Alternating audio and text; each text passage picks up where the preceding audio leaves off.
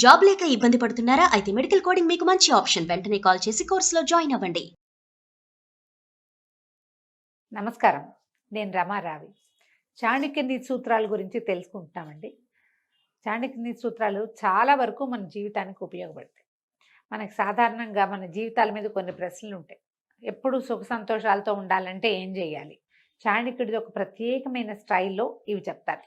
ఇది ఒకటే ఇప్పుడు ఇవాళ నేను చెప్తున్నదే కాదు, ఇలాంటివి 4-5 విషయాలు ఉన్నాయి. జీవితం సుఖంగా వెళ్ళాలంటే ఒక వ్యక్తి అసలు ఏది పాటించాలి, ఎలాంటివి పాటిస్తే సుఖంగా హాయిగా ఉంటాడు. ఇందులో ఈయన మొట్టమొదట చెప్పిన పాయింట్ అండి, భలే ఇంట్రెస్టింగ్ పాయింట్. అబద్ధాలు చెప్పద్దు. అబద్ధం చెప్పడం కనుక మొదలు పెడితే దాన్ని కవర్ చేయడానికి ఇంకోటి, దాన్ని కవర్ చేయడానికి ఇంకోటి, ఏమిటేమిటో చెప్తాం.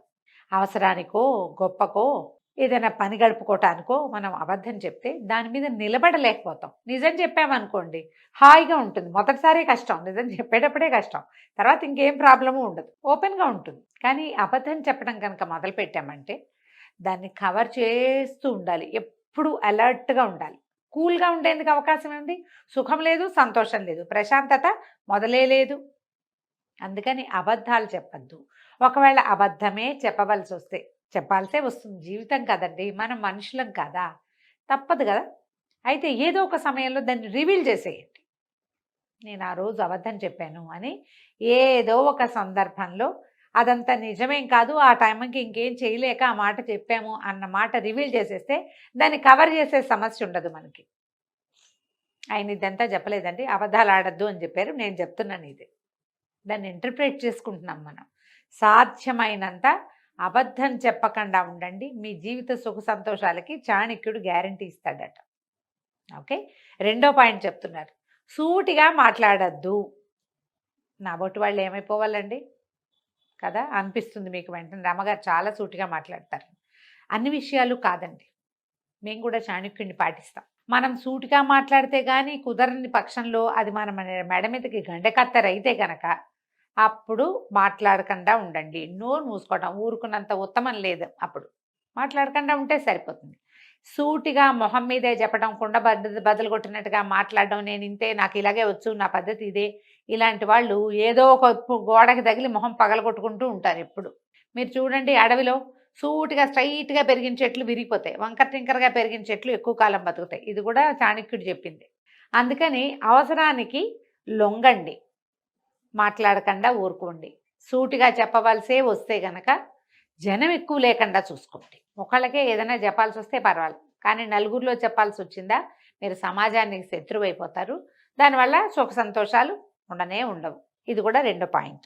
మూడోది, అత్యాశ పనికిరాదు. ఆశ తప్పకుండా ఉండాలండి. జీవితం మీద ఆశ ఉండాలి, జీవన గమనం మీద ఆశ ఉండాలి, భవిష్యత్తు పట్ల ఆశ ఉండాలి. ఆశ వేరు, అత్యాశ వేరు. దురాశ ఇంకొకటి వేరు. దురాశ అంటే పక్కవాడిది లాక్కునేది, అది అసలు పనికిరాదు. అత్యాశ అంటే మనకి కొంత వస్తుంది అని అనుకున్నప్పుడు ఇంకా 5-6 అవకాశాలు కనపడుతుంటే ఇక్కడ నిలబడి అవన్నీ కూడా ఒక్కసారే గ్రాబ్ చేసేద్దామని అనుకోవద్దు. స్లోగా చేయండి. స్లోగా రేస్ విన్ చేయొచ్చు మనం. తాబేలు కుందేలు లాగా ఒక్క చలాంగ్లో, ఒక్క గంతులో దాన్ని దేన్నో మసిపూసి మారేడుకాయ చేసి అంతా పొటం పెట్టేసుకుందామని అనుకోవద్దు. అత్యాశ ఎప్పుడూ సుఖ సంతోషాలకి విరోధి. అది మిమ్మల్ని ఎదగనివ్వదు, పెరగనివ్వదు, ఇబ్బంది పెడుతుంది. ఎప్పుడైనా చతికిలు పడితే లేవనివ్వదు, అదొక ప్రాబ్లంగా ఉంటుంది.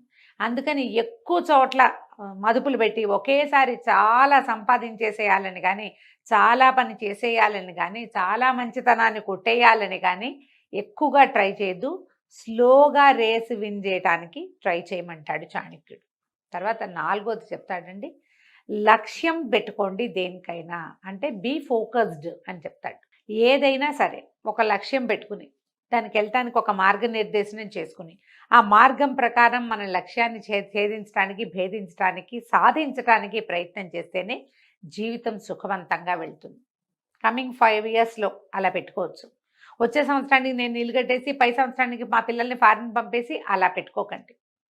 కొంచెం తాపీగా కొంచెం సమయం పెట్టుకుని ఫలానాది చేయాలి అంటే మనం ఎట్లా, what is plan of action, మనం ఎలా ప్లాన్ చేసుకుంటే, ఎలా నియమం ఏర్పరచుకుంటే, ఎలా నియమావళి పెట్టుకుంటే ఈ లక్ష్యాన్ని ఛేదించగలమో ఆలోచించండి.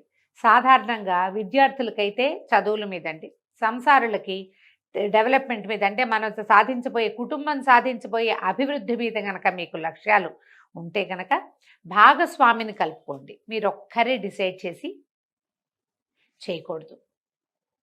మీతో పాటు రెండో వాళ్ళు కూడా, స్పౌస్ కూడా, ఆడగానే మగగానే, మన భార్యాభర్తల్లో ఎవరైతే వాళ్ళు కూడా మన లక్ష్యంలో భాగస్వాములుగా ఉండాలి. అప్పుడే మన తాలూకు ప్రయాణం కుంటుపడకుండా ఉంటుంది. మనం ఏటికి లాగి వాళ్ళు కోటికి లాగితే అప్పుడు కుదరదు. ఇప్పుడు లక్ష్యాలు ఏముండవు. అందుకని ఇది కుటుంబంలో చేసేటప్పుడు కుటుంబ లక్ష్యం ఒకటి పెట్టుకోవాలి. మిగిలిన వాళ్ళు కూడా దానికి సహకరిస్తారు.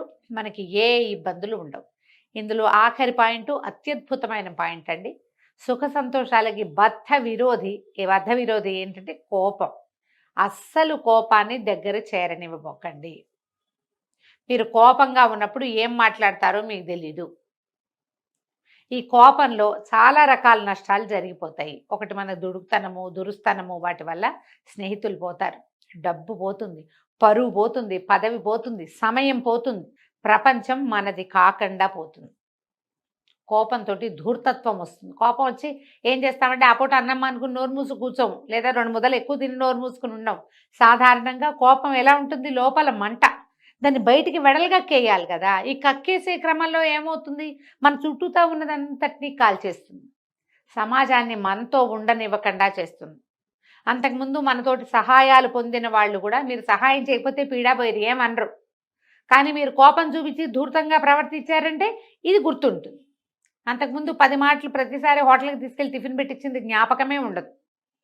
మీరు ఒక్కసారి దురుసుగా కోపం చూపించింది మాత్రం బాగా గుర్తుపెట్టుకుంటారండి. ఈ గుర్తుపెట్టుకునే వాళ్ళల్లో సమాజంలో ప్రతి వాళ్ళు, మన స్నేహితులు, మన అమ్మా నాన్న కూడా మన కోపాలు గుర్తుపెట్టుకుంటారు, మర్చిపోరు.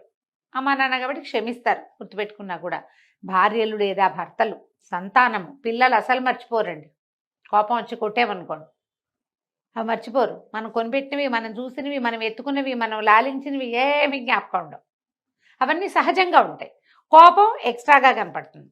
అందుకని కోపాన్ని విడనాడండి. మీ సుఖ జీవనానికి, సుఖ సంతోషాల జీవితంలో హాయిగా ఉండాలంటే, మనం ప్రశాంతంగా ఉండాలంటే, అబండెన్స్ మనకు కావాల్సిన జీవితంలో అభివృద్ధిని సాధించాలంటే ఈ కోపాన్ని కూడా వదిలేసేయాలి. ఒకటి, అబద్ధాలు చెప్పకూడదు. రెండోది, సూటిగా మాట్లాడకూడదు. రెండోది, సూటిగా మాట్లాడకూడదు. మూడోది, అత్యాశ పనికిరాదు. నాలుగోది, ఖచ్చితంగా లక్ష్యాన్ని పెట్టుకోవాలి. ఐదోది, కోపాన్ని జయించాలి. ఈ 5 మార్గాలు కనుక మనం అనుసరిస్తే మన జీవితం సుఖ సంతోషాలతోటి తులతూగుతూ ఉంటుందని చాణక్యుడు చెప్పాడు. సుమన్ టీవీలో మీ పర్సనల్ అండ్ బిజినెస్ ప్రమోషన్స్ కోసం కింది నెంబర్కి కాంటాక్ట్ చేయండి.